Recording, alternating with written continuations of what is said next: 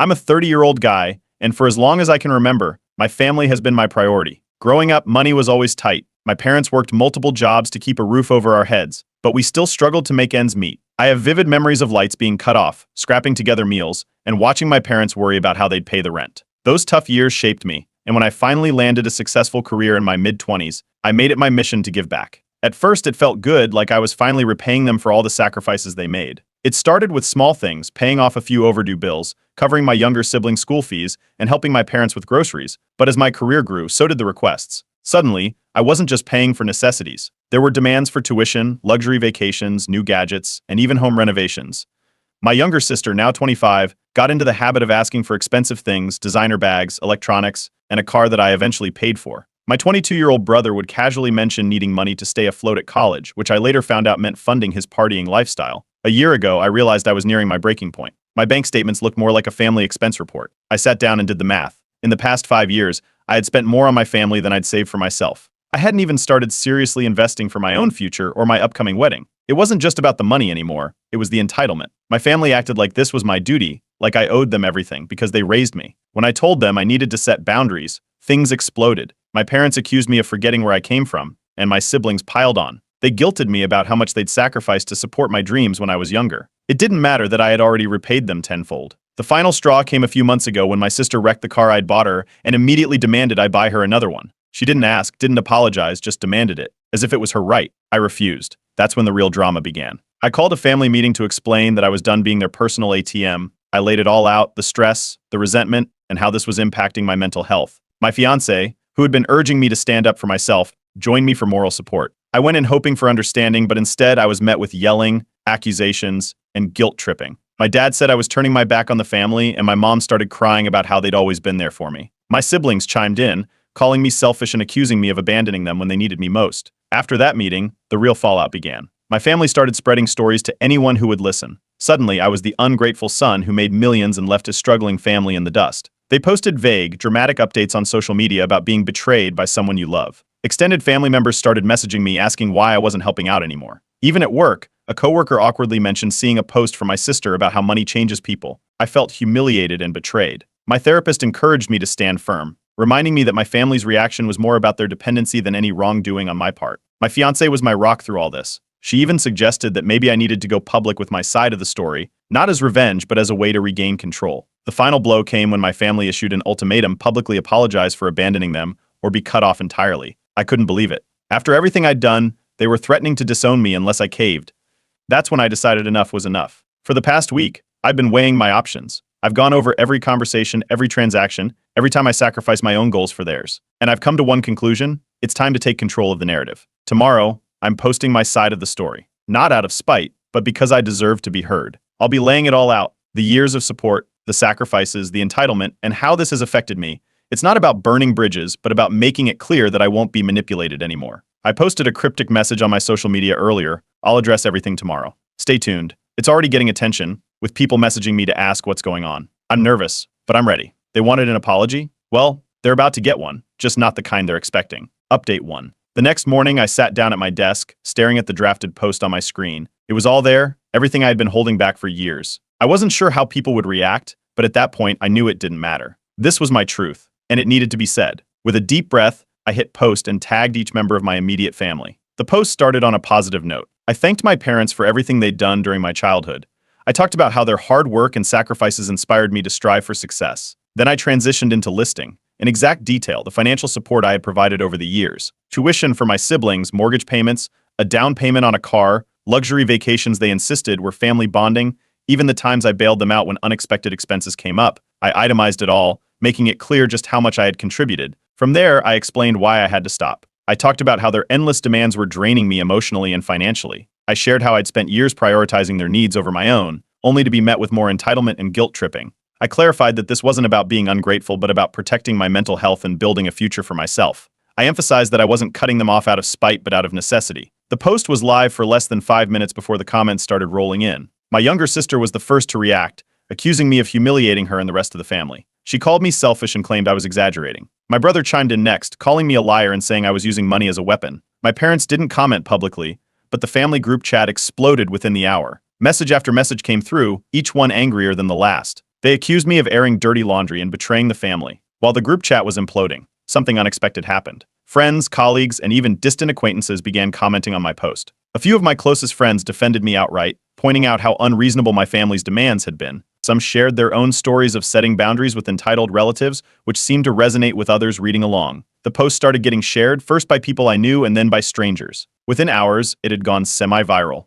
Amid the chaos, my fiancée left a thoughtful comment under the post. She didn't take sides directly but reminded everyone that boundaries are an act of self-care and not a rejection of love. Her words seemed to diffuse some of the tension in the comments, though it didn't stop the messages flooding my phone. My parents called me repeatedly, demanding I take the post down. They claimed I was ruining the family's reputation and making them look bad. I refused. For years, I had been made to feel like I owed them everything, and this was my chance to finally stand up for myself. By midday, extended family members started reaching out. A few uncles and aunts messaged me privately to express their support, saying they'd always wondered how I managed to handle so much responsibility. Others weren't as kind. My mom's sister in particular called me out publicly, accusing me of being heartless and abandoning the people who raised me. It was a mix of support and criticism, but what surprised me most were the messages from strangers. People I didn't even know were commenting, thanking me for sharing my story. Many of them talked about how they'd been through similar experiences and how they wished they had the courage to stand up to their own families. As the day went on, the post gained more traction. I received direct messages from people who wanted to know more, some even asking for advice. It was overwhelming but also validating. For years, I'd felt like I was the bad guy for wanting to set boundaries, but now I realized how common this issue really was. That evening, I sat down with my fiancée to decompress. She told me how proud she was of me for standing my ground, even when it meant facing backlash. Seeing the post go viral was nerve-wracking, but I didn't regret it. For the first time in years, I felt like I was in control of my own narrative. Before going to bed, I checked the post one last time. It had gained thousands of reactions, shares, and comments. I added a final update to the post, thanking everyone for their support and emphasizing that I wasn't looking for sympathy, just understanding. I ended with a note that if my family couldn't respect my boundaries, I would have to consider cutting contact entirely. It was a tough decision to make, but I knew it was the right one. Now, it's up to them to decide whether they want to rebuild the relationship on healthier terms or let it fall apart completely. For the first time in years, I'm ready to move forward on my terms. Update 2. The day after my post gained traction, I noticed something odd. My younger sister had made her social media accounts public, which was unusual for her. It didn't take long to figure out why. She had posted a lengthy rebuttal, tagging several extended family members and a few mutual friends. Her post painted herself as the victim of my cold-hearted abandonment. She claimed I had promised to support her no matter what, and that I was now breaking that promise over petty disagreements. She included carefully selected anecdotes about her struggles, conveniently leaving out the car I paid for, her designer shopping sprees, and her habit of expecting money without explanation. The post blew up within our family circle, with relatives weighing in. Some commented to show support for her, while others simply shared her post, spreading it further. By midday, my phone was inundated with messages. Aunts and uncles, most of whom I hadn't spoken to in years, were suddenly eager to share their opinions. Some were polite, asking me to reconsider my decision for the sake of keeping the family together. Others were more forceful, accusing me of being ungrateful and selfish. Among the more alarming developments were the anonymous messages I began receiving. At first, I thought they were from random trolls who had stumbled upon my story, but the tone felt personal. The messages hinted at things only my immediate family would know, accusing me of being a failure and threatening to expose secrets about me. It wasn't hard to connect the dots. Someone in the family was behind it. Then things escalated further. I was called into an unexpected meeting with HR at work. My manager informed me that someone had sent an email to my company, claiming I was unstable and suggesting I shouldn't be trusted in a professional environment. Thankfully, my company had my back.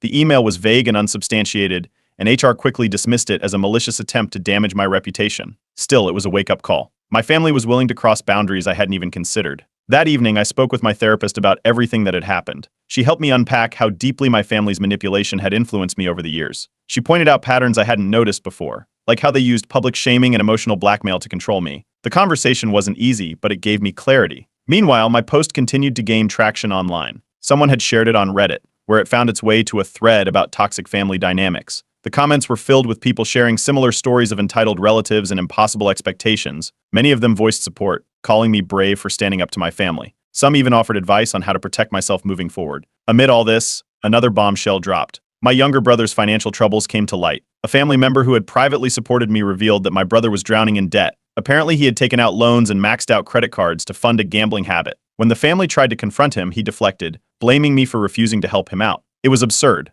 Not only was his debt his own doing, but I'd already helped him countless times in the past. As the days went on, I noticed a divide forming within the family. A few relatives reached out privately to say they understood my perspective, but they were hesitant to say so publicly for fear of backlash. Others doubled down, siding with my parents and siblings and continuing to badmouth me in group chats and on social media. I realized I needed to create some distance. I blocked my siblings and parents on all platforms, cutting off the constant stream of negativity. It wasn't an easy decision, but it brought an immediate sense of relief. For the first time in weeks, I felt like I could breathe. Still, I knew I couldn't rely on boundaries alone. I consulted a lawyer to explore my options for protecting myself from further retaliation. The lawyer confirmed that the anonymous messages and the email to my employer could constitute harassment if they continued. They advised me to document everything and consider taking legal action if necessary. Throughout all of this, my fiancée and her family were incredibly supportive. Her parents, in particular, were a source of encouragement. They commended me for standing up for myself and even offered to help if I needed additional support. Their kindness was a stark contrast to the chaos on my side of the family. To take my mind off the drama, I began focusing on wedding planning and hobbies I'd neglected for years. It felt strange but liberating to redirect my energy toward things that brought me joy instead of constantly worrying about my family's needs. Before ending the week, I posted a brief update on social media. I thanked everyone for their support and shared that I was taking steps to protect myself from further harassment. I ended the post with a cryptic teaser, hinting that I had discovered something major about my family's behavior that I would address soon. The truth was, I had uncovered something that could change everything, but I wasn't ready to share it just yet. Update 3. A few days after my last post, I received a private message from a distant relative. We'd never been close, so I was surprised to hear from them. The message was brief but unsettling. You should look into where your money's been going. Not everything is as it seems. They didn't elaborate, but it was enough to set me on edge. Curiosity turned into action, and I spent the next few days digging through years of old bank statements and receipts. At first, everything seemed normal. Then I noticed discrepancies, large withdrawals, unexplained transfers, and odd payments to businesses I didn't recognize. The more I looked, the clearer it became my family had been misusing the money I gave them. The first bombshell came when I cross-referenced a hefty payment I'd made to help cover my parents' mortgage. Instead of going to their mortgage company, a significant portion had been used to buy a timeshare in Florida. I didn't even know they had a timeshare. A quick search confirmed it. Not only had they been using my money for it, but they'd also taken multiple vacations there over the years, trips I was never invited to join. Things only got worse from there. My younger sister, who I thought was using the money I gave her for college tuition, had been spending thousands on designer handbags, jewelry, and luxury clothes. She'd even posted pictures online showing off her purchases, captioning them with phrases like "treat yourself." Then came my brother's financial disaster. The same relative who tipped me off shared that my brother's massive debt wasn't just from poor budgeting, it was tied to a gambling problem. I confirmed this by digging through the financial records he had casually shared with me in the past. There were multiple cash withdrawals at casinos and payments to online gambling sites. I was furious. I had spent years sacrificing my own goals to support them, and they were living it up behind my back. I drafted a long email outlining everything I'd discovered. I included the timeshare, the luxury purchases, the gambling debts, everything. I sent it to my parents and siblings, demanding an explanation. The responses were predictably defensive. My parents insisted they had earned the right to enjoy life after everything they'd done for me. My sister admitted to using the money frivolously but brushed it off, claiming she thought I wouldn't care, because I have so much. My brother lashed out, blaming me for abandoning him and saying I should have been more involved in his life. It was excuse after excuse, with no accountability from any of them. At that point, I decided enough was enough. I posted a follow-up on social media, carefully laying out the details of the financial misuse without naming names. I explained how the money I had provided for education, housing, and emergencies had been squandered on luxuries, gambling, and vacations. The reaction was immediate. My friends and extended family flooded the comments. Some were shocked and disgusted by my family's actions, while others expressed sympathy, sharing their own experiences with relatives who had taken advantage of them. The post quickly went viral again, drawing support from strangers who said it was a wake-up call about the importance of setting boundaries. The backlash against my family started almost immediately. Friends and relatives began calling them out directly, questioning their actions and demanding accountability. My mom called me in tears, begging me to stop humiliating the family. She claimed I was ruining everything and that she was getting non-stop messages from people criticizing her. I wasn't moved. If they had been honest from the start, none of this would have happened. I consulted my lawyer again, who advised me to send cease and desist letters to my family for the defamatory social media posts they had been making about me. It was a necessary step to protect myself from further damage. As the dust settled, I reflected on everything during a session with my therapist. She helped me see how long I had been carrying the weight of their manipulations and how freeing it was to finally confront the truth. It wasn't easy, but uncovering their betrayal helped me process years of resentment I hadn't even realized I was holding on to. To wrap things up, I posted another update online thanking everyone for their support and sharing how these revelations had pushed me to take control of my life. But I ended the post with a teaser. There was one more shocking discovery about my parents' finances that I wasn't ready to reveal yet. I knew it would send shockwaves through the family when it came out, but for now I needed time to prepare. The next step would be the biggest yet, and I wasn't backing down. Update 4. A week after my last post, I received a letter in the mail that left me stunned. It was from the bank, a formal notice about a delinquent payment on a second mortgage taken out on my parents' house. The problem? My name was listed as a cosigner. I had no knowledge of this mortgage, let alone agreed to co-sign it. At first, I thought it had to be a mistake, but after contacting the bank, the truth came out.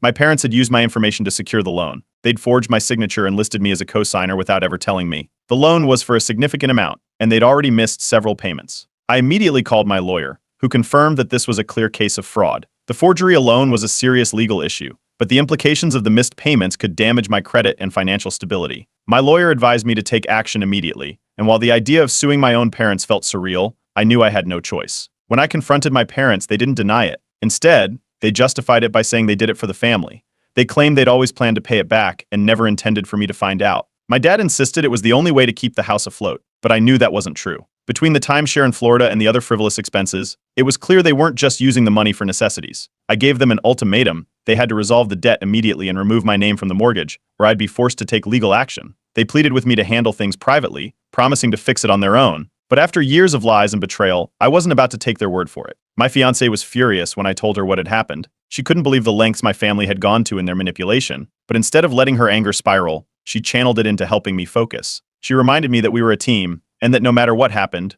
we'd get through it together. As news of the fraudulent mortgage spread within the family, the divide grew deeper. Some relatives supported me, saying it was unforgivable for my parents to jeopardize my financial future. Others accused me of being heartless, claiming I was blowing things out of proportion and should be willing to forgive my parents. The public fallout continued when I posted a vague update on social media. I didn't name names or share specific details, but I hinted at the fraudulent mortgage and emphasized the importance of protecting one's financial independence. The post quickly went viral, with people flooding the comments to share similar stories of family members misusing their trust. It even caught the attention of a few media outlets, who reached out for interviews. My parents were livid. They called me repeatedly, begging me to stop airing the family's dirty laundry. They accused me of dragging their name through the mud and claimed I was ruining their reputation. I reminded them that they'd been publicly shaming me for months, and this was simply me standing up for myself. Within days, I officially filed a lawsuit against my parents to remove my name from the mortgage. My lawyer assured me this was the right move, not just to protect myself, but to set a precedent that this kind of behavior wouldn't be tolerated. At the same time, I froze all my financial accounts and assets to prevent any further misuse by anyone. My support system was my saving grace during this time. My fiancée, her family, and my closest friends rallied around me, offering emotional and practical help. They reminded me that this wasn't about punishing my parents, but about reclaiming control of my life. Through therapy, I began to realize just how deeply my family's manipulation had affected me. For years, I'd put their needs ahead of my own, sacrificing my own goals and well-being to meet their endless demands. For the first time, I was taking full control of my life, and it felt like a turning point. The online community continued to show overwhelming support. Strangers shared stories of similar betrayals, thanking me for being open about my experience. It was both heartbreaking and comforting to know I wasn't alone in dealing with this kind of family dysfunction. The story took another twist when I learned my parents had hired a lawyer to fight back against my claims. It was an aggressive move, one that set the stage for a courtroom showdown. While part of me was shocked, another part wasn't surprised. This was just another attempt to deflect responsibility and avoid accountability. As I prepared for the legal battle ahead, I knew this was far from over. The next step would be crucial, not just for resolving the mortgage issue, but for finally breaking free from the cycle of manipulation and control. The stakes were higher than ever, but I was ready to face whatever came next. Update 5. The legal battle began quickly after my parents filed their response, claiming I had given them verbal permission to use my name on the second mortgage. They doubled down, insisting it was a misunderstanding and that they had no intention of defrauding me. Their lawyer leaned hard into the narrative that this was a family matter blown out of proportion, likely hoping to frame me as the unreasonable party. My lawyer, however, was thorough. We compiled everything, emails, texts, and any documentation showing my parents had acted without my consent. This included proof of the forged signature, which was undeniable once matched against my actual handwriting. We also highlighted their history of financial manipulation, showcasing the pattern of entitlement and deceit. The courtroom was tense when the hearing finally arrived. My parents sat at their table looking weary but defiant. When it was their turn to speak, they didn't hold back. They recounted their sacrifices during my childhood, framed their actions as desperate measures to save the family home, and even shed tears, claiming they never meant to hurt me. The judge remained neutral, but it was clear the emotional appeal wouldn't carry much weight without solid evidence to back it up. When my lawyer presented our case, the tone shifted. The forged documents were undeniable, and the timeline of events painted a clear picture of intentional deception. The judge asked pointed questions, and my parents' explanations grew shakier with each response. By the end of the hearing, it was obvious where things were headed. The ruling came swiftly. The judge found in my favor, declaring the mortgage fraudulent and ordering my name to be removed. My parents were held solely responsible for the remaining debt. It was a decisive victory, but the fallout was immediate. As we left the courtroom, my parents and siblings confronted me, accusing me of ruining their lives. They claimed I'd humiliated them, destroyed their reputation, and abandoned my family when they needed me most. I didn't engage. For years, I'd let their words cut me down, but this time I walked away. Their reaction was just another attempt to shift blame and avoid accountability. Back home, I updated my online followers. I shared the outcome of the case and thanked everyone who had supported me throughout the ordeal. The response was overwhelming.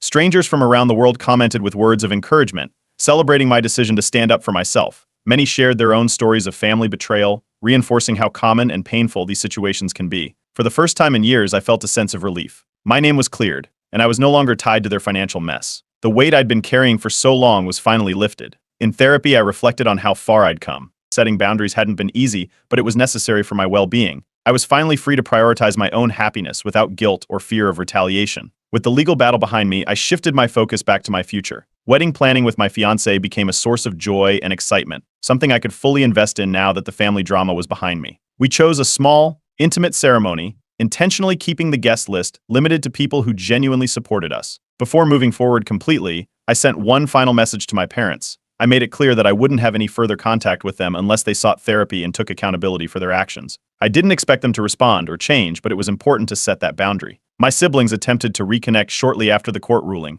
claiming they wanted to move past everything. While I appreciated their attempts, I kept my distance. Their role in the situation had been clear, and I wasn't ready to let them back into my life without seeing genuine change. As life began to settle, I found myself drawn to helping others navigate similar challenges. I started a blog, sharing my experiences with toxic family dynamics and the steps I took to break free. The response was incredible. People reached out, thanking me for putting into words what they had been through and offering advice they could apply to their own lives. I ended my final post with a message that encapsulated everything I'd learned through this journey. Sometimes you have to choose yourself, even when it means leaving those you love behind. It's not selfish, it's survival. Looking ahead, I feel hopeful. My fiancé and I are building a life filled with love, trust, and mutual respect. The scars from this experience will always be there, but they're a reminder of the strength it took to stand up for myself. My story might have started with betrayal, but it ends with freedom, and that's all I could have ever hoped for.